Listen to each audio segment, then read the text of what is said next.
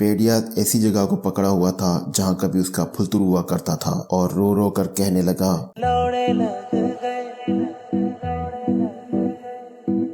लौड़े लग गए। वो रहा हरामी, कोनन ने चिल्लाते हुए बोला। काली वाली बोली, क्या तू हमें बताएगा ये सब क्या हो रहा है बाल की दुकान? कोनन ने कहा, साल में एक बार अर्गोशियन बैंकर पेडियास मटर कश्ती करने कोराटास बगीचे में जाता है कश्ती के जरिए, और तभी बॉडीगार्ड की आर्मी उसके साथ नहीं होती, पर अगर होती है तो बस लड़कियां उसके साथ। लोग कहते हैं वो हर अर्गोस की रंडी के साथ सो चुका है। काली वाली बोली, तो कोई इतनी खूबसूरत लड़कियां इसलिए यहाँ लाया है तो उस हरामी के साथ फूलों वाली गली के मजे ले उसकी कश्ती में चढ़कर। कोनन ने कहा, हाँ, लेकिन मेरे केस में उसके साथ मजे लेना नहीं बल्कि उसे मारने के लिए ये सब किया। मैं पिछले 1 साल से कोशिश कर रहा हूँ कि अपनी तलवार से उसके टुकड़े टुकड़े कर दूं। यही एक रास्ता है उस तक पहुँचने का। लाल बालों वाली बोली, हाय रब्बा, इतनी कीमत अदा करती है सर्दी उस बंदे में मारने वास्ते। जरूर उन्हें सर की कीमत किसी खजाने से कम नहीं होगी। कोनन ने कहा, वो तुम्हारा मसला नहीं, बस तुम लोग कश्ती के बाहर खड़े होकर इशारे करना, मैं पीछे से जाकर अपना काम पूरा करूँगा। अब चलो जरा जहाँपना गांडू से मिलते हैं। लाजवाब हुजूर, पर थोड़ी सी प्रॉब्लम है। तुम्हें देखकर लगता है जैसे तुमसे पहाड़ी बकरे की टट्टी की बू आ रही है। गलती की तो पकड़े जाओगे। बस हमें तुम्हारे काले मुंह को सफेद करना है, थोड़ा नहीं बहुत ज्यादा करना है।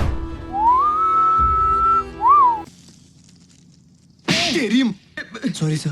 लो देख लो, हमें यहाँ एक नहीं मिलती, ये हरामी 5-5 लेकर घूम रहा है। कोनन ने लड़कियों को बात करनी दी और बात करते करते कश्ती तक पहुंच गए। गार्ड्स ने हथियार लिए और उसके बदले शराब दी। कोनन ने जब अर्गोशियन शराब की एक घूंट ली तो उसे अपने नीचे छुपे हुए खंजर महसूस हुए और फिर उसकी बदकिस्मती शुरू। जाम में नशीली दवा थी। लेकिन इससे पहले, हेलो दोस्तों, मेरा नाम है SFB और आप देख रहे हैं कॉमिक्स पॉइंट। अगर आप मेरे चैनल पे नए हैं तो प्लीज सब्सक्राइब कर दीजिए और अगर वीडियो पसंद आए तो प्लीज लाइक कर दीजिए और अपडेट रहने के लिए बेल आइकन को प्रेस करना ना भूलिएगा। देखो जरा इसे होश आ रहा है। आखिरकार मैं वक्त के हरामियों के बाप कोनन से फेस टू फेस मिल रहा हूँ। पर अफसोस, तुम्हें क्या लगता है मैं तुम्हारी चालें नहीं जानता? चूतिए साले, तुम्हारी सारी खबर थी जब तुम बाराचन आइलैंड में थे। कोनन पहली बार लापरवाह हो गया था। बस इस इश्क ने किया कोनन को निकम्मा, वरना वो भी किसी हरामी दास से कम नहीं था। पेडियास बोला, पर तुम्हारा शुक्रिया कोनन, तुमने मुझे ये तितलियां दी और तुम्हारे मरने का तमाशा भी। तो शुरू होता है अब तमाशा। अभी थोड़ी देर में तुम्हारी तितलियां भी आएंगी मेरे बाथरूम से और फिर उन्हें भी शौक लगेगा कि हमारा कानून क्या है।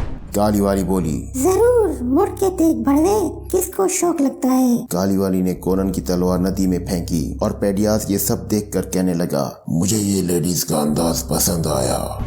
चलो ये देखते हैं कि कोनन पानी के राजाओं से कैसे बचता है। लड़कियों, मेरी बात सुनो, ये कश्ती मेरे सिपाहियों से भरी हुई है और नदी मगरमच्छों से। तुम्हारा कोई रास्ता नहीं भागने का। बेहतर होगा हथियार फेंक दो, और अगर तुम लड़कियों को मरने का इतना ही शौक है तो मेरे गार्ड इसमें जर्रे बराबर देर नहीं करेंगे। लाल वाली बोली, तुझे इतना यकीन है हाथी की लंड, तो ये ले बहनचोद, ना रहेगा तेरा केला, ना ही आएगी तेरे पास कोई लैला। मारो बहनचोदों इन्हें। कोनन का हाथ नदी से निकलकर कश्ती में पड़ा। उस दिन कोनन और उसकी झकास लौंडिया जानवरों की तरह लड़ी। गुस्से में किसी को नहीं छोड़ा, बस एक को छोड़कर। पेडियास ऐसी जगह को पकड़ा हुआ था जहाँ कभी उसका फुलतुर हुआ करता था और रो रो कर कहने लगा, मुझे छोड़ दो, मुझसे मेरा खजाना ले लो, मुझे जाने दो प्लीज। और फिर कोनन ने उसे छोड़ दिया, पर नदी में।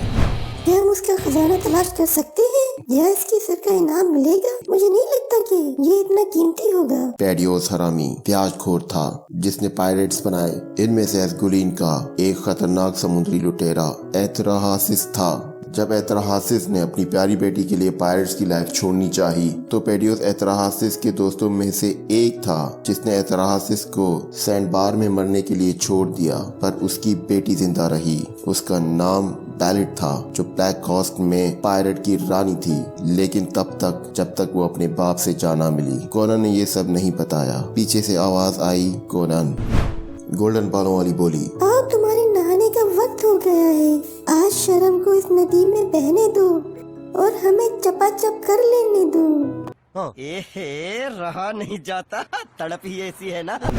और फिर एडगोस के लॉर्ड पेडियोस की कश्ती का ये क्रोटास गार्डन का आखिरी सफर था, जहाँ के गारों से दर्दनाक चीखें आती थी, लेकिन इस बार कुछ और ही किस्म की चीखें आ रही थी। लड़कियां कहने लगीं, तुम बहुत ही संगदिल कमीने हो कोनन। काली वाली बोली, इतना कुछ हमने एक साथ किया और अब तुम हमें इस तरह यहाँ छोड़ रहे हो। कोनन ने सारी लड़कियों को कहा, घोड़े और सोना लो और जो भी कश्ती में से लेना चाहो ले लो, जैसा मैंने वादा किया था। अब मैं तुम्हारा मालिक नहीं रहा। गोल्डन वाली बोली, इस सब की वजह बताओ, कौन थी वो? कोनन हैरान होकर बोला, कौन? किसकी बात कर रही हो? वही जिसके लिए तुमने ये किया। वो औरत ही थी, है ना, जिसे तुमने अपनी जान से भी ज्यादा चाहा, जिसे तुमने खो दिया। कोनन गुस्से में बोला, निकलो इस शिप से।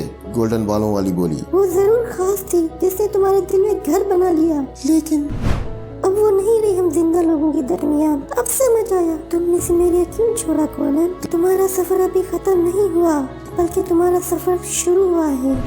कोनन लड़कियों को देखकर कहने लगा, इस सफर में मैं अकेला ही हूँ। लाल बालों वाली बोली, नहीं, तुम अकेले नहीं, वो तुम्हारे साथ हमेशा रहेगी, तुम्हारे दिल में, तुम्हारी यादों में। तुम एक अच्छे आशिक हो सिमेरिया के कोनन। मैं दुआ करती हूँ कि तुम्हें दोबारा किसी से प्यार हो, जिसकी दास्तान हम सुना सकें। और कई सालों बाद कोनन को दोबारा मोहब्बत हुई और उस मोहब्बत ने कोनन को एक बेटा दिया मरने से पहले। और कई सालों बाद ब्राज़ील के टावर में जब उसके सीने में खंजर डाले जा रहे थे, तो कोनन ने उस मोहब्बत का नाम लिया, सिनोविया।